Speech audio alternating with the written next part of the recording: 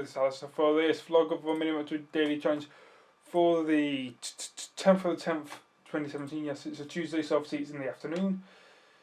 Because I've got to wake up at a ridiculous time in the morning to get to university. But let's get going anyway. The first bit of news, it's not gaming related, but it is Rick and Morty, and I like following this Szechuan sauce thingy. I heard there's fiasco with the Szechuan McDonald's is re-releasing of Szechuan sauce. I'm not sure exactly what it was because I didn't research up to it. But let's see what happened. So first news from Mulligan: the Szechuan sauce fiasco proves Rick and Morty fans that don't understand Rick and Morty. Don't know why I put a "te" on the end of any word that ended on "y". Don't know why. I like it though. Alright, the first season of Rick and Morty began with a convoluted story in which series villain Rick breaks out of prison before breaking up his daughter's marriage. There's also a huge part of that includes Rick's from many of Rick's dimensions as the story falls back over itself and the past seasons, and the whole thing ends up with a wonderfully nonsensical speech about how it all happened so we can get more promotional dipping sauce from McDonald's. By the way, this video is not sponsored by McDonald's. The joke which plays with the show's theme that Rick is empty, alone and depressant, despite having everything he could ask for. It's that all work and it was done for a silly,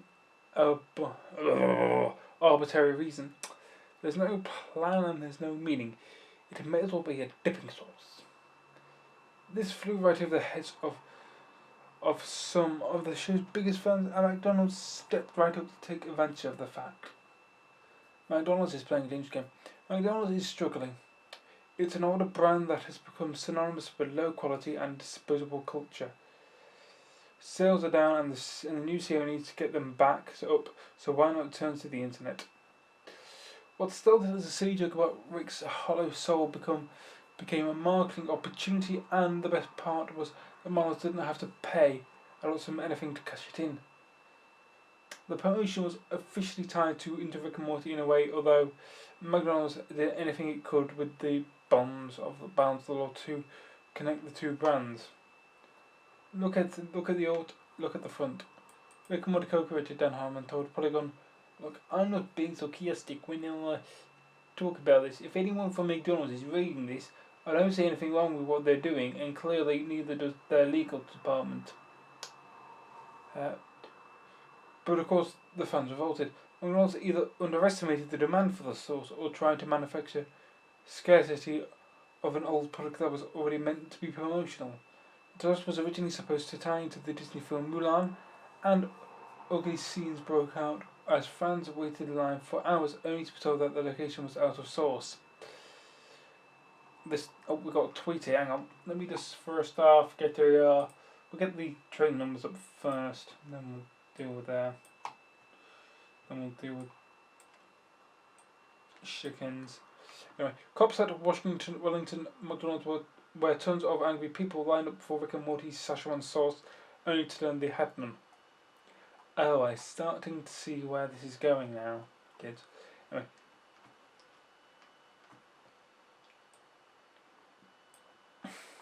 This is a weird situation for everyone because Adult Swim had nothing to do with the promotion, nor did anyone from the show itself get a heads up about how McDonald's would try to take advantage of the joke. McDonald's, for its part, didn't seem to understand what was tapping into and it leaned into this gag.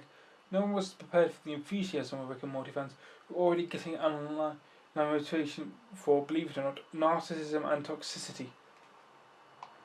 I agree with that statement myself. I am a Rick and Morty fan, but I don't adhere to the Rick and Morty fan stereotype. Yes, anyway. And we look at toxicity on McDonald's, possibly who had little idea of how bad the day was going to get. There's a video from Twitter, that's how long it is. Loading, wherever it is. 10 seconds, okay, here we go. I'll figure out what it's downloading in a second. And let me just get this managed. Let me just get this managed out first.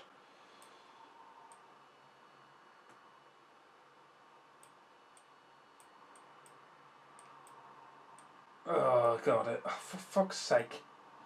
There we go. Right.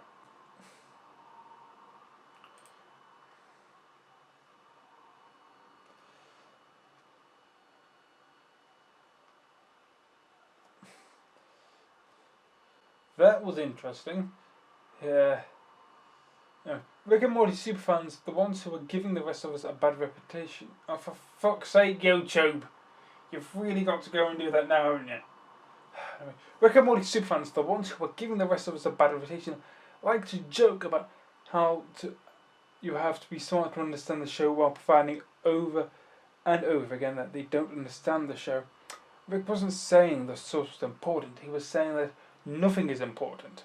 Why destroy a family over a source? Why do not do anything or don't do anything? The fans responded by giving the subject of that joke an absurd amount of importance in their lives. They feel real anger over not getting their source and don't mind taking it out on McDonald's. If you don't believe me, spend a few minutes looking at the responses to this tweet. I'm not going to do that. It's probably going to hurt my brain.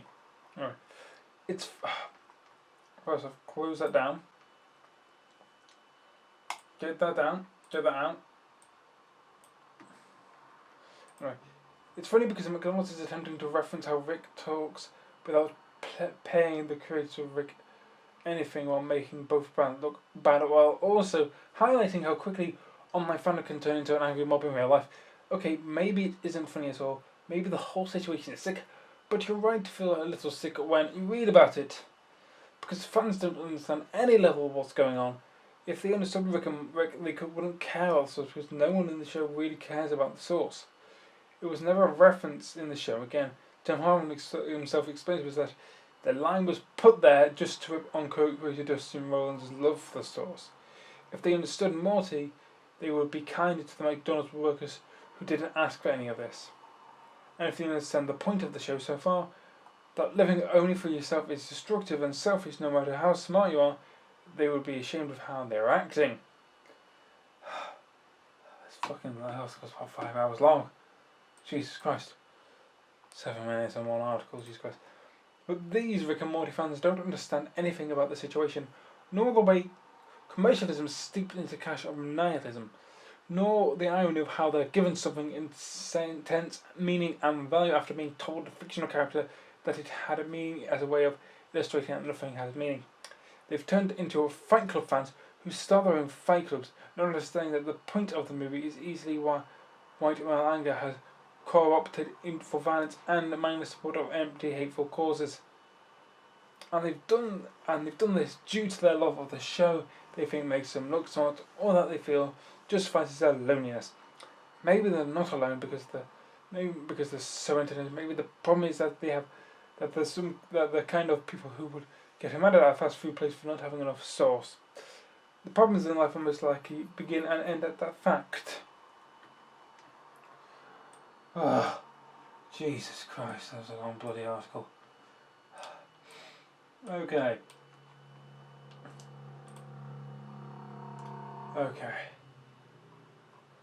Where do we fucking start? Okay. Right.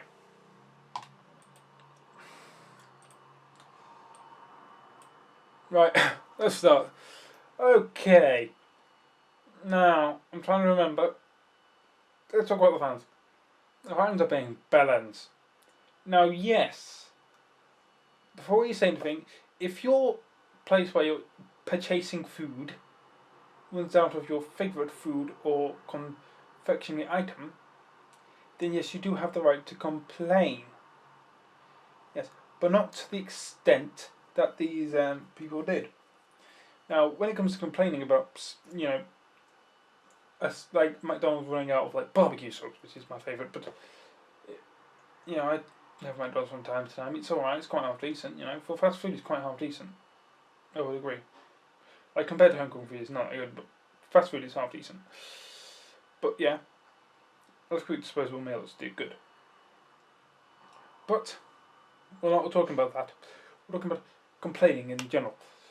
Now, when you complain, you go, "Oh, you don't have enough sauce you go inside, either go inside or go onto their website of McDonald's, find the place where you can file a complaint, fill in a complaint form, and then send it into the McDonald's HQ, whatever it's called. You don't berate the employees. The employees have got nothing to do with this. It's not their fault. They are literally told what to do, and when they do what they do, they only get paid minimum wage for it. Obviously, here in the UK, obviously, in America, I don't believe they have a minimum wage, because people can go fuck themselves, while businesses can go, hey, pro business bitches. But we won't talk about politics. But yes. Where was I? Oh, yes. Don't take it out on the staff, because pretty much the service industry, even though I've never held a real 9-to-5 job, I have seen some piss poor, people behaving really bad in the service industry, and it is a very thankless job, because you've got to deal with the worst of humanity.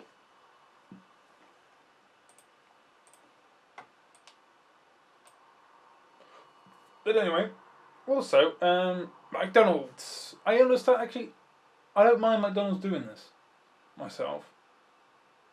Yes, they're riding off the tailcoats of Rick and Morty, who popularised this sort of time. Without Rick and Morty, yes, almost like the source would be forgotten about. Granted, I'll give you that. But, they saw an opportunity and seized it. I cannot blame them for that. It's not a very nice thing to do, but I understand completely why they did it. If I was in the position of McDonald's, I may think about doing the same thing. Because to be a good CEO, to be fair, you have to be it's a psychopath, which means you lack empathy and stuff. You don't go around killing people, this means you lack empathy. So yeah, I completely understand why McDonald's did it. Completely. But I think what they should have done is give them a bit more warning. Like, instead of a month or a few weeks or whatever it was, I think they should have done it next year, if you know what I mean. Like, they should have announced it now, when they did, but release it in January in 2018, so they had time to gauge how many people wanted this stuff, is what I'm saying.